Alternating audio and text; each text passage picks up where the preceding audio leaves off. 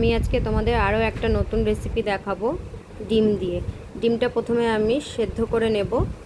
ডিমটা সেদ্ধ হওয়া পর্যন্ত আমি অপেক্ষা করব, তারপরে দেখাচ্ছি তোমাদের। আমি যে ডিমটা করব সেই ডিমটা আমি কী কী মশলা নিয়েছি সেটা দেখিয়ে দিচ্ছি, আর কীভাবে করবো সেটা তোমাদের বলে দিচ্ছি।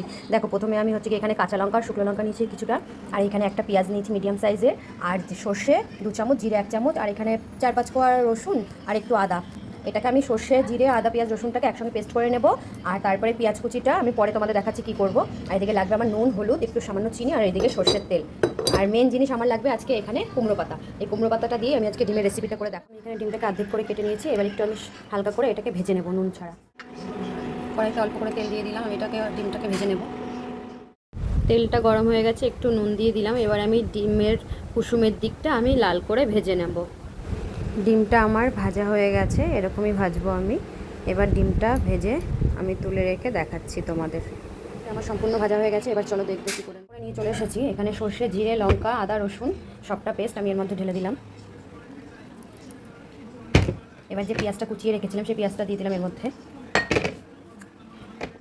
এবার আমি এর মধ্যে কিছুটা নুন দিয়ে দিলাম আর সামান্য একটু হলুদ দিলাম।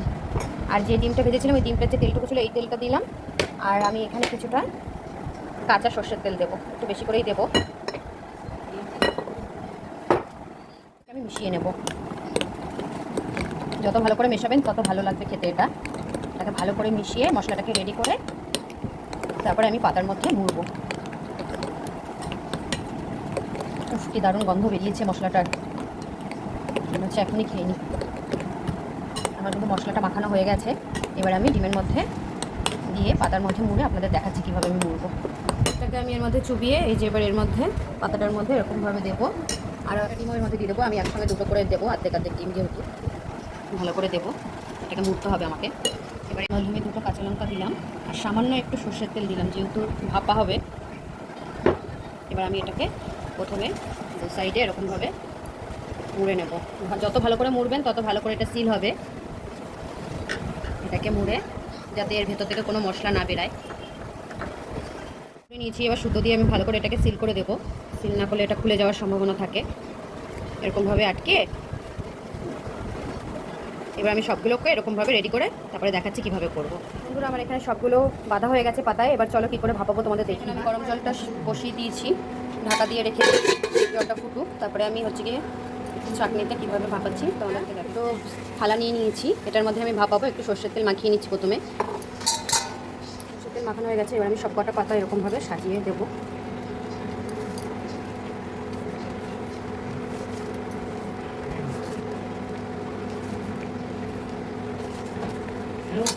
আমার এখানে সবগুলো পাতা দেওয়া হয়ে গেছে। এবার আমি জলটা গরম হয়ে গেলে আমি এটা ভাপাতে বসি।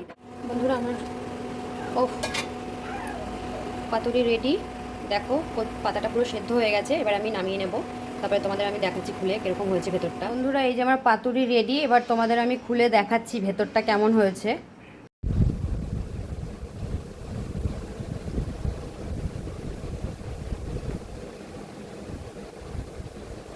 পাতাটা আমার সেদ্ধ হয়ে গেছে, দেখো কত সুন্দর হয়েছে। পাতাটা পুরো নরম হয়ে গেছে। আর ডিমের অবস্থাটা দেখো কি দারুণ লাগছে। ভাপাটা দেখেই জিভে জল আসছে। তোমরাও করে খাবে গরম গরম ভাতের সঙ্গে। কি দারুণ।